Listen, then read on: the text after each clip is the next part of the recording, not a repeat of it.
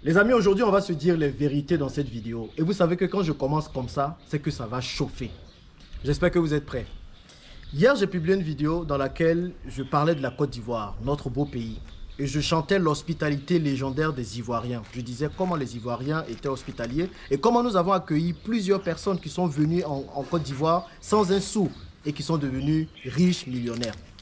Bien sûr, la vidéo a fait parler d'elle. Il y a des gens qui étaient d'accord avec ça et il y a d'autres personnes qui n'étaient pas d'accord avec. Et je vais vous dire aujourd'hui ce que certaines personnes ont dit qui m'ont choqué et qui réellement montrent le mindset de plusieurs personnes. C'est parti.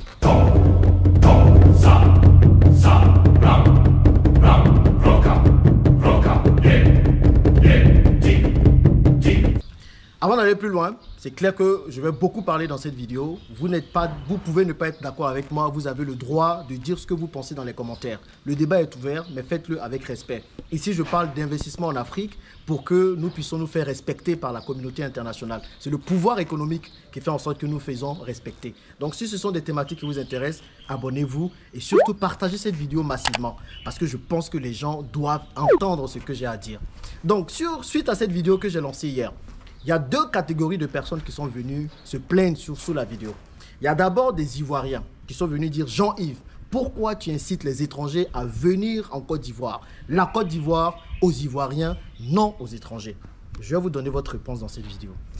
Il y a une deuxième catégorie de personnes qui disent que les Ivoiriens sont des vauriens. Les Ivoiriens ils ne font rien. Les Ivoiriens, ils laissent leur pays aux étrangers. Et ce sont les étrangers qui gèrent tout. Vous là, vous aurez aussi votre réponse dans une autre vidéo. Aux Ivoiriens, et vraiment, je vais vous parler en nouchi. Je vais vous parler directement. Je ne vais pas mettre des gants. On va se dire les vérités. Vous savez que je suis très dur avec vous, les Ivoiriens. Parce qu'il y a beaucoup de choses que nous ne comprenons pas. Moi, aujourd'hui, j'ai investi au Kenya. J'ai une entreprise de livraison au Kenya. J'ai fait du négoce au Ghana. J'ai investi au Gabon. On est en train de lancer un parc aquatique au Gabon. J'achète des terrains au Bénin. Je suis panafricain dans l'âme. Et vous vous attendez que je dise quoi? Les étrangers ne venaient pas en Côte d'Ivoire parce qu'il s'agit de mon pays? Absolument pas. Il faut que je sois cohérent avec ce que moi-même je dis. Quelqu'un qui a investi dans tous ces pays-là ne peut pas venir dire quand il s'agit de son pays aux étrangers de ne pas venir. Et je vais vous lire le commentaire qui m'a le plus choqué, qui montre un peu l'état d'esprit de certaines personnes. Et je vais vous donner votre réponse dans cette vidéo. Il y a quelqu'un qui dit « Mon frère, est-ce que c'est forcé d'appeler les non-ivoiriens à venir chez nous ? Les gens ont leur pays. Moi, je pense qu'il faudrait arrêter de chanter l'hospitalité des Ivoiriens à toute la planète. Cette mentalité nous a causé de gros problèmes. Oui, comme tu le dis, nous avons bien accueilli les Libanais en Côte d'Ivoire lorsqu'ils ont fui la guerre chez eux. On les a tellement bien intégrés qu'ils contrôlent une bonne partie de l'économie ivoirienne. 40%, j'ai envie de vous dire. Pendant que les Ivoiriens souffrent, pendant que les Ivoiriens cherchent à reprendre le contrôle de leur pays, au lieu de chanter l'hospitalité, on devrait plutôt inciter les Ivoiriens à reprendre le contrôle de leur pays. Les Chinois n'ont jamais chanté l'hospitalité à toute la terre. Ils ont fait de leur pays aujourd'hui la première puissance économique. Les Ivoiriens ne contrôlent plus leur pays. Ça ne vous dit rien. C'est appeler toute la terre à surpeupler Abidjan qui vous intéresse. Reprenons le contrôle du pays d'abord. Mais à qui la faute si aujourd'hui la Côte d'Ivoire n'appartient pas aux Ivoiriens? À qui la faute? Vous allez passer votre temps à mettre la faute sur les autres. Les Libanais sont venus, on les a accueillis. Ils nous ont montré comment faire le business. Au lieu de nous en inspirer, nous, tout ce qui nous intéresse, ce sont les bêtises. Si quelqu'un vient dans ton pays pour investir, toi, la réponse que tu peux lui donner, c'est un meilleur investissement. On repart un business par un autre business, pas avec les pleurs. Vous êtes là-haut, les étrangers viennent trop en Côte d'Ivoire, ils vont prendre notre pays. Mais qu'est-ce que tu proposes? Qu'est-ce que toi tu fais? Qu'est-ce que tu fais en fait de sorte que les étrangers ne contrôlent pas tout? C'est nous qui allons nous lever les amis pour faire les choses. C'est pour ça que je me suis levé pour parler d'investissement sur ma chaîne. Parce que je me suis rendu compte, mais quand tu viens en Côte d'Ivoire, ce sont les étrangers qui maîtrisent tout. Ce sont les étrangers qui maîtrisent tout. Donc il faut nous lever pour commencer à investir. Mais quelle est la réponse que vous donnez aux différentes vidéos que je fais? Tout ce qui intéresse aujourd'hui la jeunesse ivoirienne, c'est les buzz, c'est les discours. Prenez la télé ivoirienne, elle fait pitié. Combien d'émissions d'entrepreneuriat et d'investissement on a à la télé ivoirienne? Personne ne les regarde, on n'en a pas beaucoup. Tant que vous allez continuer à vouloir vous amuser les gens vont venir investir dans notre pays. Je vais vous donner quelques exemples. Il y a quelques années de cela, en 2020-2021, je suis parti à Jacquesville. Parce que quand je revenais en Côte d'Ivoire, je me suis dit je vais acheter beaucoup plus de terre. Je suis parti à Jacquesville, j'ai vu un monsieur qui vendait 44 hectares. 44 hectares de terre. J'ai fait une vidéo sur cette même chaîne pour dire, les amis, ces terres sont en vente. Il y a des Libanais qui sont allés acheter, des Français qui sont allés acheter, des Chinois qui sont allés acheter. J'ai dit, mettons-nous ensemble, on va acheter. J'ai fait la vidéo. Vous avez commencé à pleurer. Oh, ma Côte d'Ivoire est en train d'être vendue aux étrangers. Faisons quelque chose. Je vous ai dit, ok, venons, on se met ensemble. On va faire quelque chose. On était 150 000 à l'époque. Je vous assure, même pas 5 personnes ont réagi. Même pas 5 personnes sont venues dire, Jean-Yves, allons-y, achetons les terres. J'ai acheté mes terres et j'ai continué mon chemin. Vous comprenez? Deuxième histoire. Le business club que j'ai lancé, vous pensez que c'est comme ça que c'est sorti? Je suis parti à CFAO. À la base, je voulais acheter une vingtaine de voitures pour moi. Une vingtaine de voitures, ça fait à peu près quoi? 200 millions de francs CFA. Je suis parti à CFAO. Et le directeur commercial de CFAO peut attester. Quand j'arrive à CFAO, je veux commander mes véhicules. Je vois un Libanais qui sort. Et le Libanais sort du bureau et puis il dit, j'espère que je vais avoir mes 500 véhicules rapidement. Hein. Moi, je regarde, j'ai dit, le gars, il achète 500 véhicules pendant que moi, je viens pour acheter 20 véhicules. Donc, je parle au gars, je lui demande au directeur commercial, mais comment ça se fait? Le gars, là, il achète les véhicules tout seul. Il me dit, non, qu'il n'est pas seul, qu'ils sont plusieurs, mais lui, il ne fait que représenter les choses. Donc, moi, je m'assois et puis je dis, non, mais je ne peux pas rester avec 20 véhicules. Et là, je suis en train de réfléchir comment on peut faire pour investir ensemble. C'est comme ça que le club business naît en partie. Je viens ici, je propose le club business. On commence en Côte d'Ivoire. On lance les projets en Côte d'Ivoire. Quand je lançais le club business, je suis panafricain. Donc, j'ouvre les portes à tous les Africains. Mais en réalité, je me disais, les Ivoiriens vont finalement pouvoir prendre le contrôle de leur économie. Donc, réellement, je m'attendais à ce qu'il y ait plusieurs Ivoiriens qui intègrent le club business. Mais que nini, il y a très peu d'Ivoiriens dans le club business aujourd'hui. Vous vous en foutez. Aujourd'hui, ceux qui sont beaucoup dans le club business, ce sont d'abord les Camerounais. Vous voulez dire quoi? Donc moi de dire non aux Camerounais qui veulent investir dans le pays parce que vous pleurnichez que oui, on vend le pays et tout ça. Vous ne voulez pas faire, d'autres personnes vont faire. Les Camerounais sont dans le club business aujourd'hui. Des Togolais sont dans le club business. Des Béninois sont dans le club business. Tout le monde, même des Djiboutiens sont dans des clubs business. Les Ivoiriens, vous n'êtes nulle part. Vous ne voulez pas investir. Eh bien, c'est parce que c'est un frère Ivoirien qui fait. Aujourd'hui, prenez combien d'Ivoiriens sont en train de parler d'entrepreneuriat et d'investissement sur les réseaux sociaux? Combien? La nature a horreur du vide. Ça, je le répète tout le temps. Vous ne voulez pas faire les choses, les autres vont faire. Je vais inviter le maximum d'étrangers à venir pour que vous puissiez ouvrir vos yeux. Si vous-même, vous ne voulez pas faire les choses, prendre les devants, rien ne va se passer. On répond à un business par un autre business. Vous voyez un étranger qui lance un business. Vous n'êtes pas content de ce business. Vous dites pourquoi l'étranger lance un business. Vous vous levez, vous lancez aussi votre business. C'est pareil, c'est ce qui s'est passé avec les VTC. J'ai vu des gens lancer leur business, 500 véhicules, 400 véhicules, et ils maîtrisent l'économie. J'ai dit, ok, on va aussi lancer notre business et on va bien faire.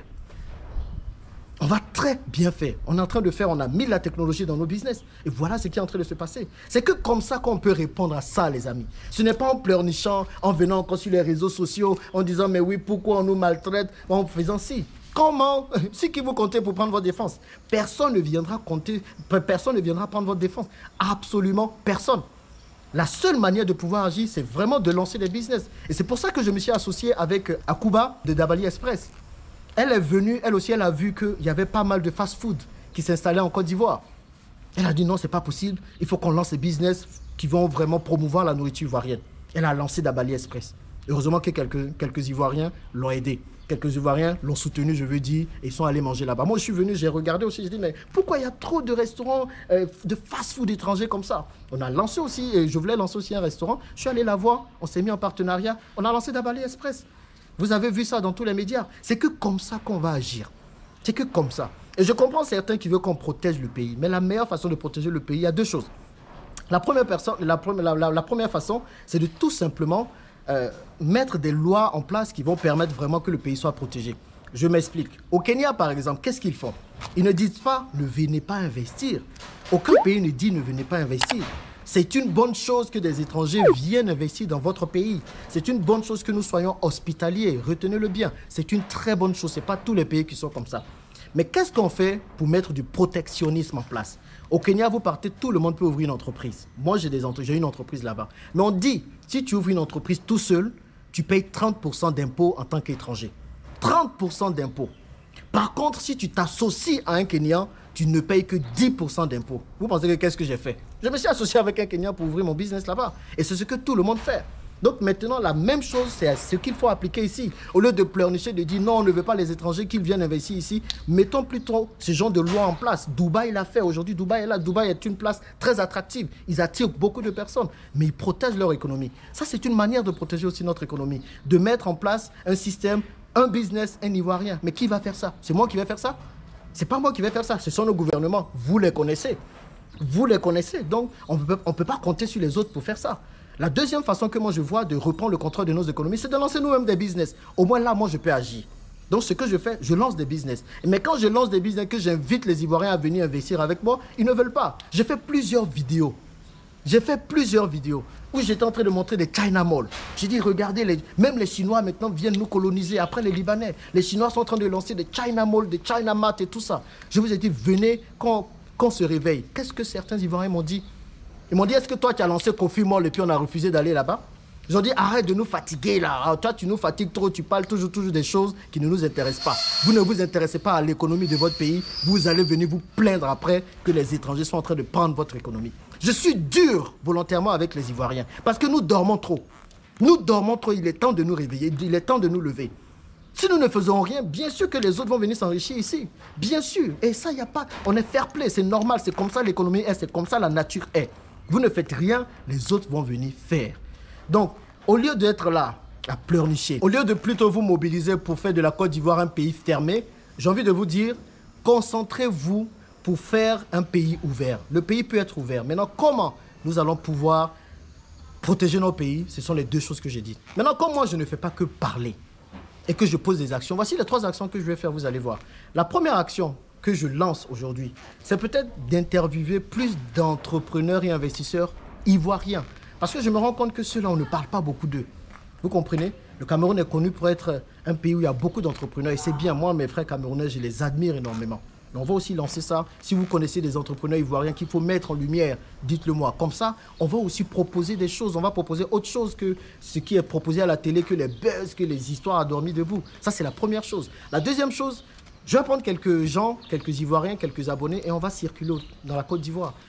Connaître davantage notre pays, c'est quelque chose qui va arriver aussi. Et la troisième chose, on va relancer le génie africain. Le génie africain, c'est un concours pour pouvoir récompenser des entrepreneurs qui ont de très bonnes idées et peut-être qui manquent de financement. Donc on va faire l'édition Côte d'Ivoire, c'est-à-dire ceux qui sont là, qui disent tout le temps, oui, on n'a pas de financement, tout ça, on va venir vous donner le financement. Même ça, là, on a lancé le concours. On a dit, on vous donne le financement. Personne n'est venu s'inscrire. Aucun Ivoirien. Il y a fait quoi? Que 5 ou 10 personnes. J'ai dit, je donne 20 millions de francs CFA. Venez proposer vos projets. Personne n'a réagi. Je vais relancer encore. Moi, c'est tout ce que je peux faire. Tout ce que je peux faire, c'est mettre en place le système pour permettre aux gens d'investir, pour permettre aux gens d'entreprendre. Maintenant, si vous ne voulez pas, on ne va pas vous forcer. Si ce sont les Mogoulis qui vous intéressent, ce sont les sujets à dormir debout qui vous intéressent, les autres vont venir prendre le contrôle de notre pays. Et tout ce qu'on va faire, on va pleurer. Je vais conclure avec cette phrase. La Côte d'Ivoire est un gros gâteau. Vraiment un gâteau très appétissant. Un gâteau qui attire la convoitise de plusieurs personnes. Et tout le monde vient manger. Le seul problème, c'est que les Ivoiriens sont dans le gâteau. On nage dans le gâteau, mais on ne veut pas manger du gâteau. Mais vous pensez que les autres, ils vont se gêner pour venir manger le gâteau? Ils vont venir, ils vont bien manger jusqu'à terminer le gâteau. Et tout ce que vous allez avoir, c'est vos yeux pour pleurer. Réveillons-nous à un moment donné. Prenons le contrôle de notre économie, je suis d'accord avec ça. Mais c'est que par le business et pas par les pleurs. Lançons-nous dans le business massivement. Et puis les gars, changeons le game. On est capable de cela. Changeons le game les gars. On arrête les pleurs et puis on travaille maintenant. Dites-moi ce que vous en pensez dans les commentaires. En tout cas, dites-moi comment vous voyez les choses. Et le débat est ouvert, dans le respect bien sûr. On se dit à plus dans la prochaine vidéo.